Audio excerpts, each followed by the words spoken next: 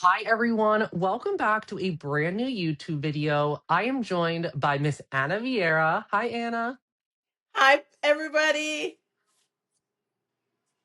It's been a long time, guys. We have been super busy. We're preparing for our upcoming in person commercial cleaning event with Carolyn Arellano. So we're super, super excited. And we've been busy with everything else we have going on, right?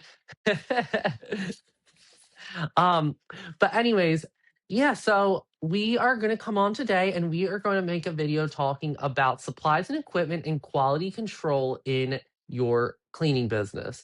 And this video is geared toward the commercial side of things. Um, so many people ask so many questions on how do you deal with supply management? How do you deal with all the dirty towels at all the locations and the mops?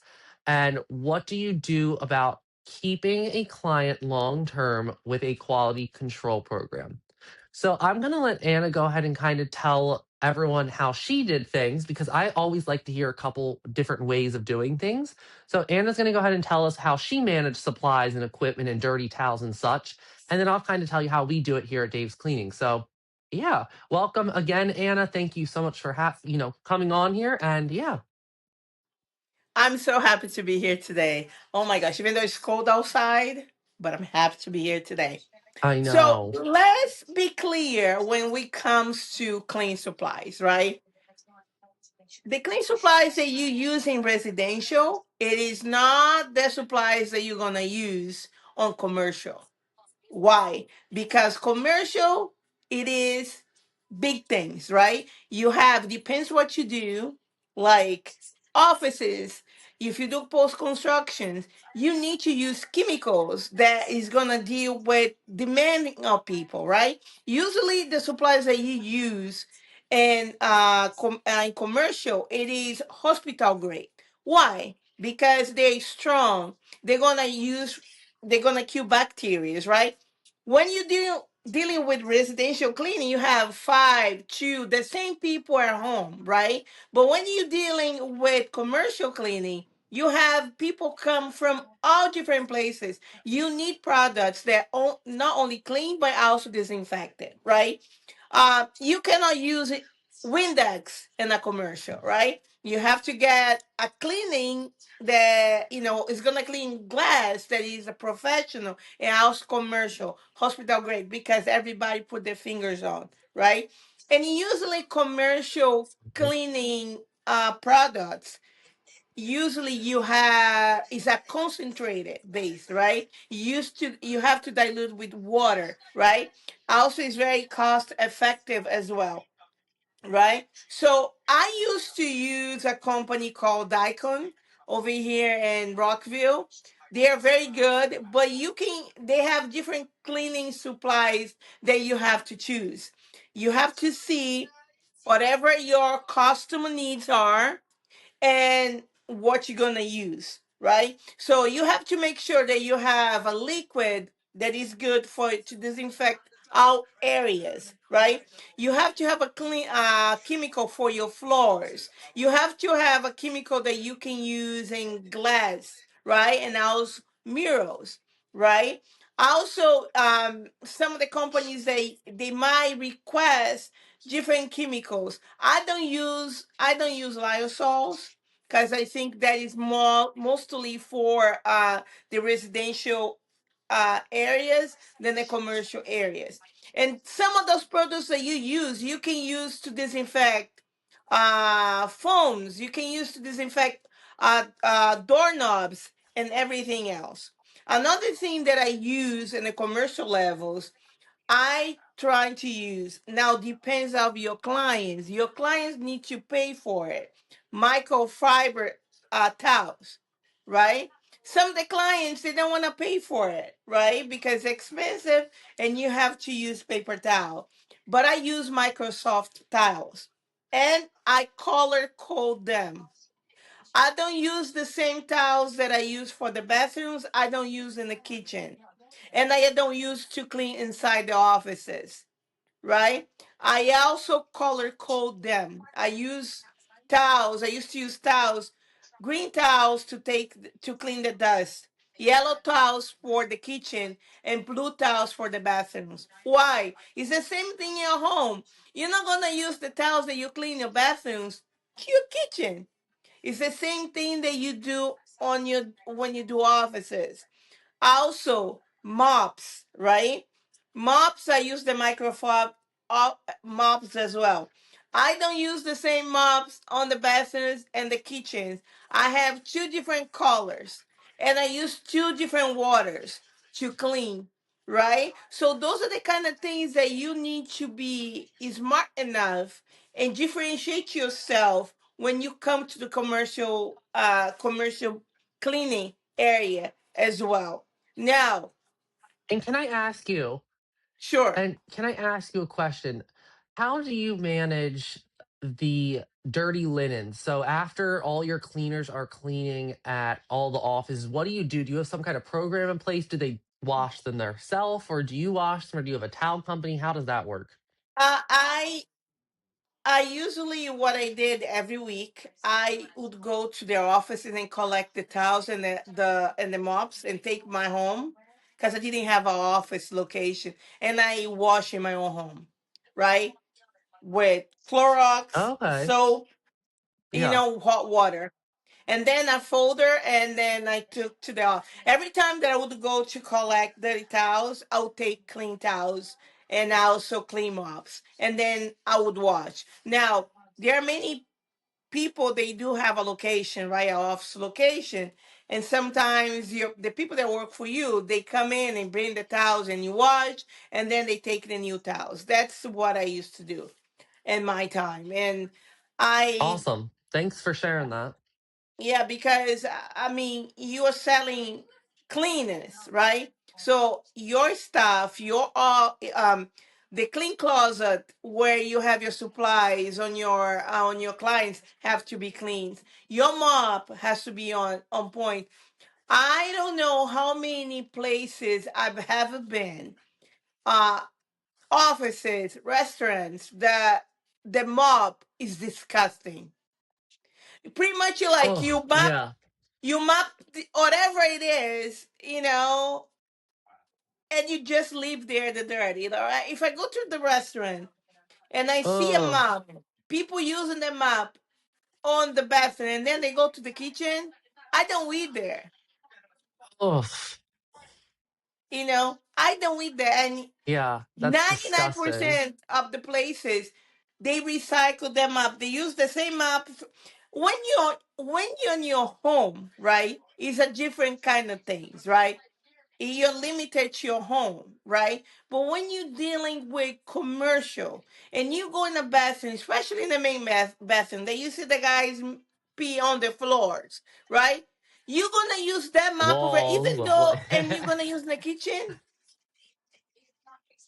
No, it is a different map, and if you have a different map, a bucket for different areas, is better. And then when you finish, they wash the map.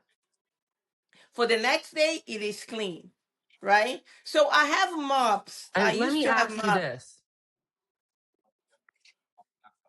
Let me ask you this. Did you have some kind of schedule set up at all the offices where you would go pick all the dirties up and drop off new supplies? Or what did they do when they were running low on these things?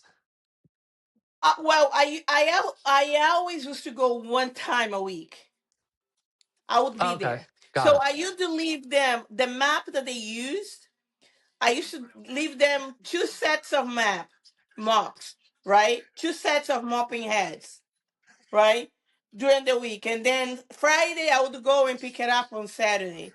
Towels, I would leave them sufficient towels for them to use during the week, right? You don't, and also you need to calculate it, right? If you have only two bathrooms, you don't need to leave them like 50 towels a week for that bathroom because they don't want to use that. So you pretty much do the math how many towels you're gonna leave, and then I wash them, I fold them, and give them the towels. Now, if you have a office location, what I people should do it is like one set of people come first. They put the towels to wash, and then the second group comes in, take the wash, put the dry, and and then themselves they organize their own towels. But for me, because I didn't have, you know, an off location, I run the business from my home. I wash all the towels and all the mops, like 2 hours each load with Ye- hot water. Wow. Yeah, it's a lot, people don't realize. And okay, so that was all really good info, Anna. So now I'm going to ask you. So many people also have been asking, which I'm going to share my answers as well. But how do you deal with making sure that your cleaners are really keeping up with the specifications that you agreed to with your customer? Because I have been seeing more and more people not following correct instructions, where you let them off into the office and they're in the office for weeks or months, and you go and check and you think it's fine and it's getting done, and then you go back a year later and it's absolutely atrocious. Build up on the baseboards. Tops of the partitions have thick dust. The sides and fronts of the toilets aren't getting done. What kind of system do you have in place to make sure that's getting done? First of all, you know, we have a training.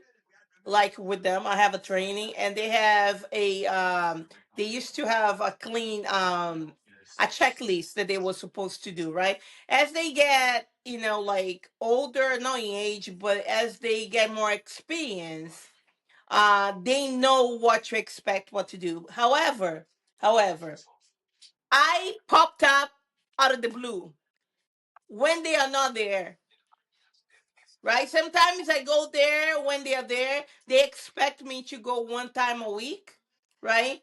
But sometimes I would pop up in the middle of the week, right? And they would not expect that would be. I would take pictures, and I'm telling you, I had an office. I had so many experience, but I'm gonna give you an example. I had the office that we had two cleaners, right? And every time that I would take the check or I would appear with supplies, they would be there, right? Then one day, one of the clients contacted me. Oh, I saw your lady there cleaning. And I'm like, what you talking about? I have two cleaners. No, you only have one. I said, no, I have two. No, I only see one there, and I'm always there late every day. So I started, you know, go inside the office, parking my car in a different place, go inside the office before them and hide inside the office. And I realized that only one girl would show up. I was paying for two girls, but they were friends with each other. Only one girl would show up, right? And I did the videos and I record everything. And I let them work for a month, think that they work for a month, and then I let them go and I didn't pay them. I said, you didn't show up for cleaning, right? And she's like, no, I was. I said, I have all the videos here. So unfortunately, when it comes to cleaning or any other business, you have to be very vigilant, right? You have to show up when they are not least expect, and you have to keep them on their toes, right? You take pictures. Look, this was not clean. They were supposed to be clean, you know. And when make sure that you're very active with your clients as well. You send them emails to see their feedback, to see if they're clean. Oh, do you have anything about the cleaning? Because a lot of times they're not gonna tell anything, and you're gonna only realize that the clean is bad when they just cut off your contract, right? So you have to Right. keep communication with your clients also to make sure that you meeting their expectation, right? You said, you know, I just want to send you an email if you have any feedback about the clean, is everything okay? And they're gonna tell you. And then is a feedback that you also can carry. They can tell you, oh, everything is okay, but don't rely on that because many times they're gonna say, oh, it is okay because they don't wanna issue, right? Because many times cleaners they know where you live, where you work. They don't want a retaliation. So you contact your clients, you talk to them, get them feedback, but you need to be there physically and check to see everything that is done, it is on your standards. Yes, absolutely. No, okay, thank you so much for all that, Anna. So now I'm going to kind of share what we do and how our process looks over here. So everything that Anna just spoke about is all considered a system that is built in your business, right? We all build systems that work. So, a system for quality control, a system for picking up, dropping off supplies, and having some kind of schedule for all that. So, if you do not have these systems in place, that is okay. You just need to come up with what works, but you've got to have a system in place if you want long term growth because so many of us just hire the cleaners, get the contracts, and then the work's not getting done. They don't have proper supplies, et cetera, et cetera. So let's talk about how our company deals with supplies. So, how we work it is we have a couple floater groups. Some of our ladies come to our office, they go out in groups, they pick up all the supplies and go out. Then we have our set locations, like our Monday through Friday offices, where all the ladies they all meet at the physical location.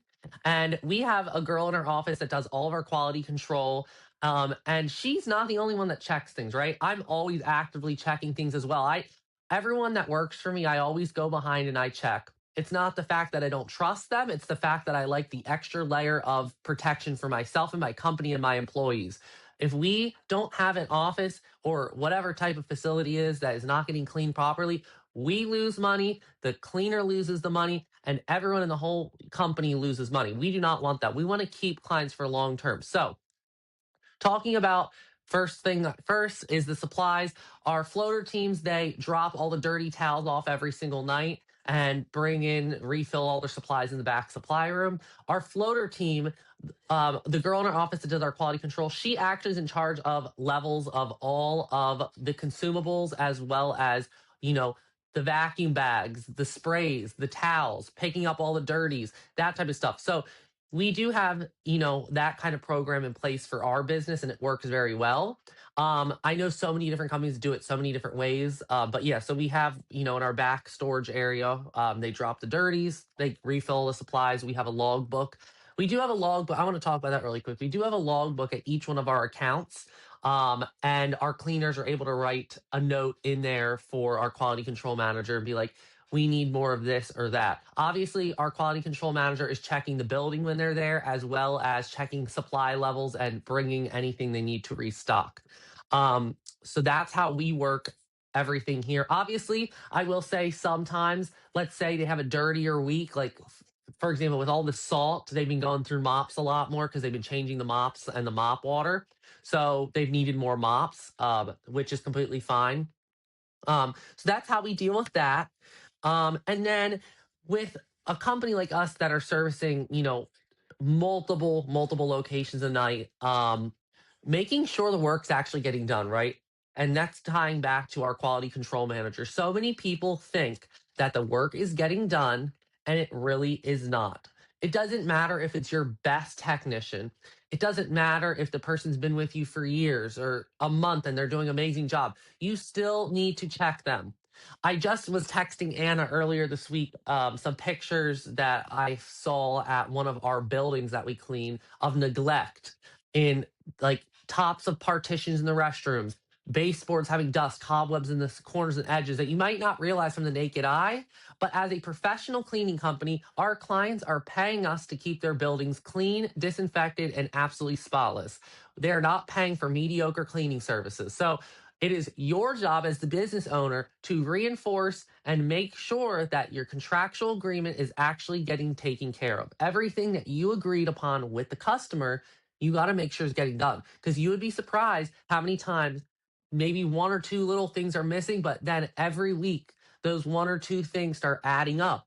And you're like Anna said earlier, your customer might not say anything. They really might not. Because when I walked in this one building the other night, um, I went behind and I checked everyone and I noticed just even some little things that weren't getting done that you probably wouldn't even notice and many people wouldn't realize, but I notice. And that's what matters. It's getting taken care of, even the things that our customers are not noticing. Trying to think what else did I want to add on here. So I talked about the quality control. I talked about the supply management. Okay, let's talk about the cleaners we use.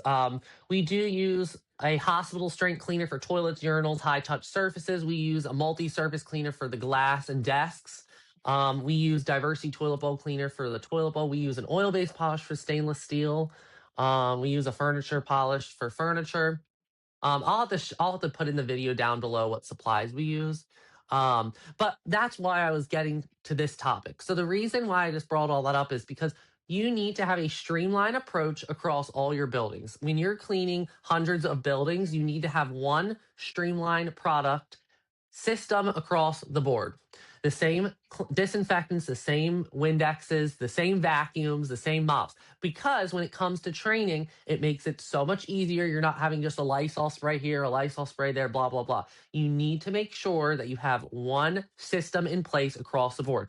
I see so many cleaning companies that they use this $10 vacuum from Walmart here, they use a $500 vacuum here. Keep it streamlined. Keep it streamlined. It's going to be easier for you and your cleaners to make sure that everything is streamlined. One last thing that I definitely want to add, at any of the locations that you are keeping supplies at, you need to make sure that you have proper SDS sheets. Anna, do you want to speak a little bit about that? Yes. When you have a location that you have to have a all your supplies, your liquids stored in those locations, you need to have those sheets in place, right?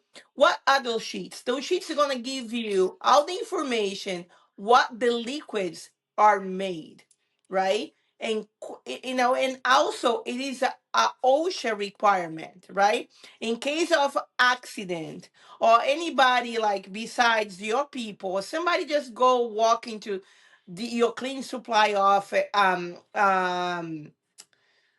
storage and grab one bottle, they need to know what those liquids are, and if something falls on them and their skins, how to treat it, all the information is there. Another thing that is a requirement, all your spray bottles have to be labeled, right? So when you buy your commercial supplies, right? Your commercial liquid supplies, they sell you the labels according to the liquids that you use to put in your spray bottles. Do not store your spray bottles writing with like a permanent marker. Like, see, this is what I'm talking about. Those labels have to be in each bottle. Like, see, because those labor is not only for you, for anyone that is go there and grab a bottle, like is over there the description of the liquid of their bottle. Don't put it over there like get a bottle and write over there, like with a permanent marker, Clorox, Windex. That's not professional, and also it is not OSHA approved, right? You have to have anyone that works for you when they carry a spray bottle, they have to have the label of the products that they're carrying, they're cleaning. And those sheets, right? The SDS sheets, they're gonna provide information. What are those liquids made of? In case of the emergency, what are you supposed to do? So those sheets have to have like a folder, right? That is usually yellow and in red and should be on the wall.